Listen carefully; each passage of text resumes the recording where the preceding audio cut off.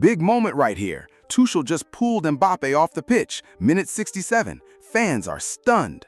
Everyone blamed Tuchel. They said he was the problem. They said he couldn't handle big stars. Mbappe was the golden boy. Mbappe was the future. Mbappe could do no wrong. Then Mbappe got everything he wanted. But here's the twist.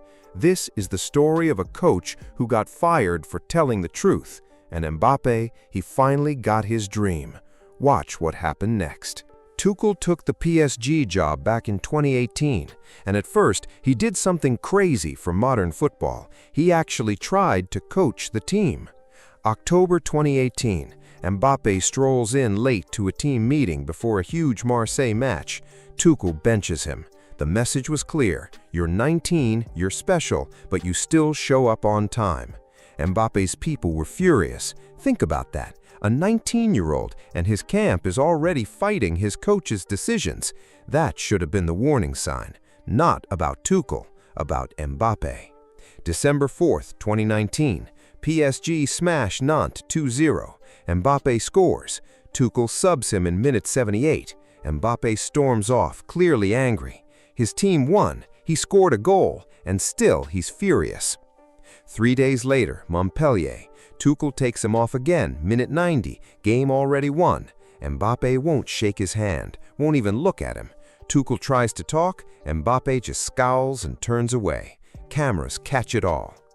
Picture this, a grown coach trying to have a simple talk with a 20-year-old who's ignoring him on live TV over a substitution in a game they already won. Somehow that's Tuchel's fault.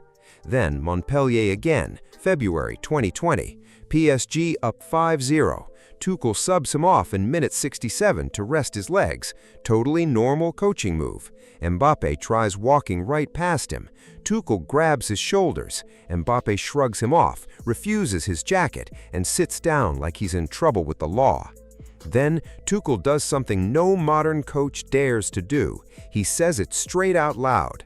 "I'm the manager. I decide who plays. This is football, not tennis. We respect everyone."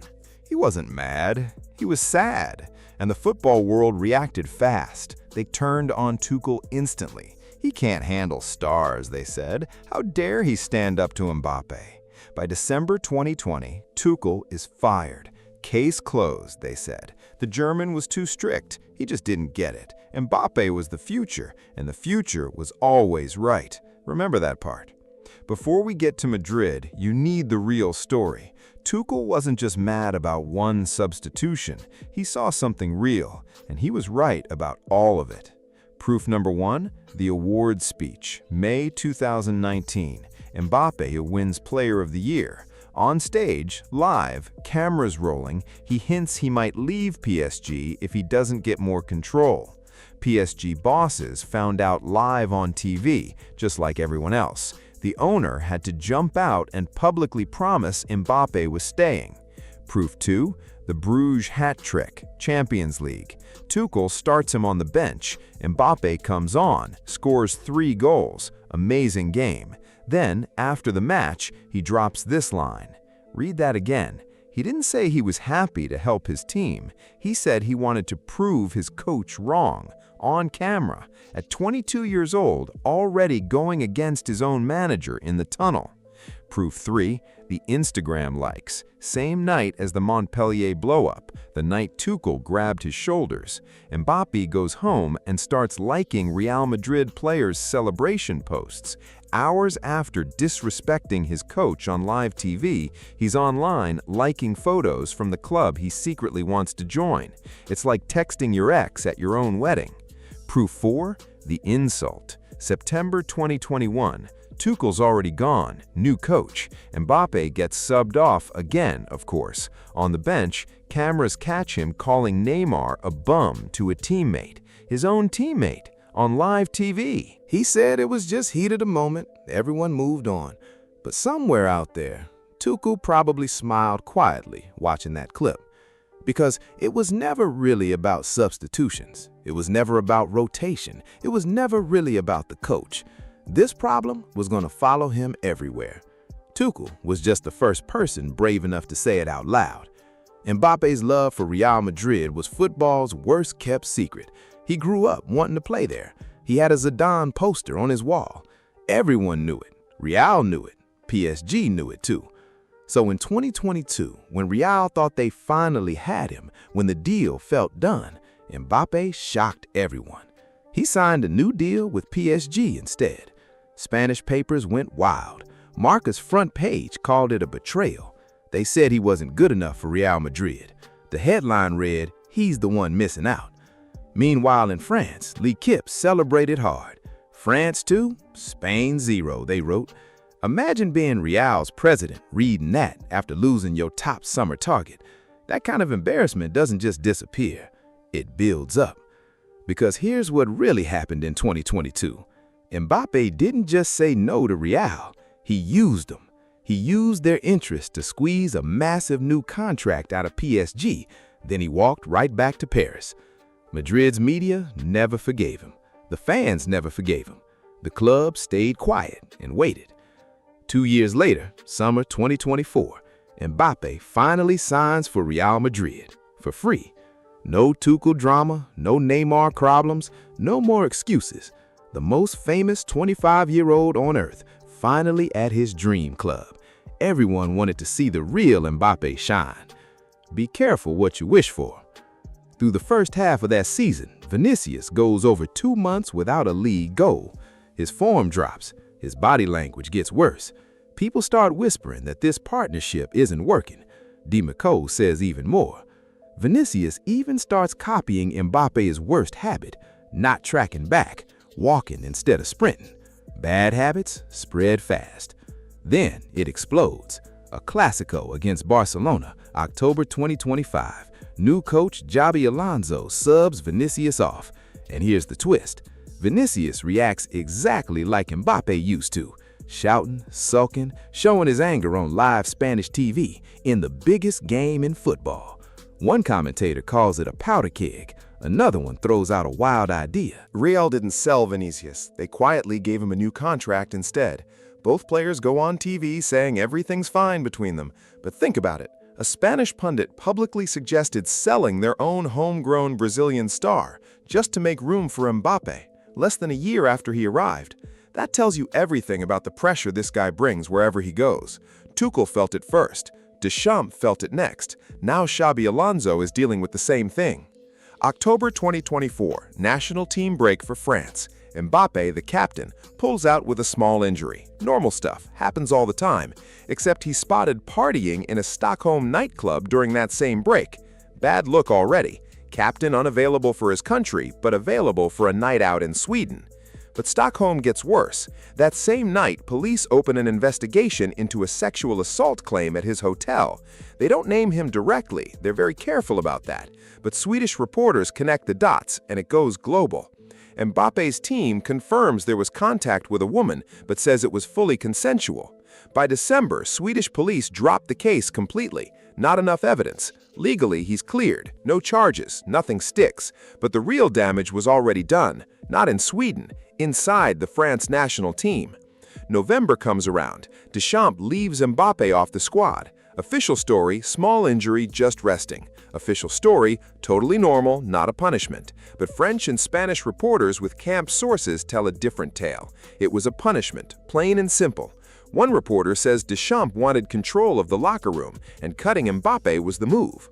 Other players are quoted saying they're relieved their captain isn't around. They never liked him getting the armband over Griezmann anyway. Now their captain skipped duty for a nightclub trip that turned into a scandal. Remember, this is the same Deschamps who exiled Benzema for years, and now he just benched the best player alive to send a message. Real Madrid insiders tell Spanish reporters something huge. Every single international break with Mbappe brings more drama. The club feels this attention helps nobody. That's the understatement of the century from a club that waited 6 years just to sign him. Meanwhile, somewhere in Germany, Tuchel, now England's coach, probably just smiles and grabs another coffee. By early 2025, the story flips, not against Mbappe exactly, but around him. Something changed. One French journalist says the tired, gray Mbappe at Real looks just like the gray Mbappe from his last rough months at PSG. His sources say Mbappe is struggling badly, real depression. He's even seeing specialists for help. And here we have to slow down. This is a young man going through something real, massive pressure, isolation at the very top, a whole world built to tell him he's always right even when he's wrong. But that's exactly the point. That's exactly what Tuchel tried to manage, not out of cruelty, out of pure coaching instinct. Every single coach Mbappe worked with hit the same wall. Luis Enrique benched him at PSG after a contract dispute. Deschamps banned him from France over Stockholm. Xabi Alonso had to sit down Vinicius, who started copying Mbappe's bad habits. Even Ancelotti spent his last months defending Mbappe publicly. Mbappe hasn't sunk, Ancelotti said. The problem is the team, always the team. At PSG, blame went to Neymar or Tuchel or the project. At France, blame went to Giroud or Deschamps or the armband. At Real, blame goes to the system or Ancelotti or adapting. Same story, same team, same shirt, same excuse, every single time. Tuchel spotted it in 2019. He said it out loud in 2020. He got fired for it, and every coach since has learned the same hard lesson, in public, in a new language. Here's exactly what Tuchel said back in February 2020, right after Mbappe soaked off the bench. He said he's the manager and he decides. He said football is a team sport, not tennis. He said public dissent looks bad for everyone. He said he wasn't angry, just sad. And most importantly, he said, it's not the first time we've clashed. Back then, those words got him branded as rigid and out of touch. 6 years later, every single word hits different. Tuchel never changed. Everyone else just finally caught up. Deschamps understood it when he cut Mbappe from France. Xabi Alonso understood it sitting Vinicius down. Ancelotti understood it defending a struggling star. Luis Enrique understood it benching him at PSG. Even Mbappe seems to get it, deep down. Reporters say he quietly admitted he overreacted with Tuchel. He admitted the Neymar insult. He admitted Stockholm was a mistake. He can reflect on himself. He just always does it after the damage is already done. Maybe that's the saddest part of this whole story, because Tuchel's real point was never that Mbappe's a bad player or a bad person. His point was simple. Without someone willing to say no, Mbappe would collect yes men forever, and eventually that whole structure would tilt too far, far enough for the whole world to see it.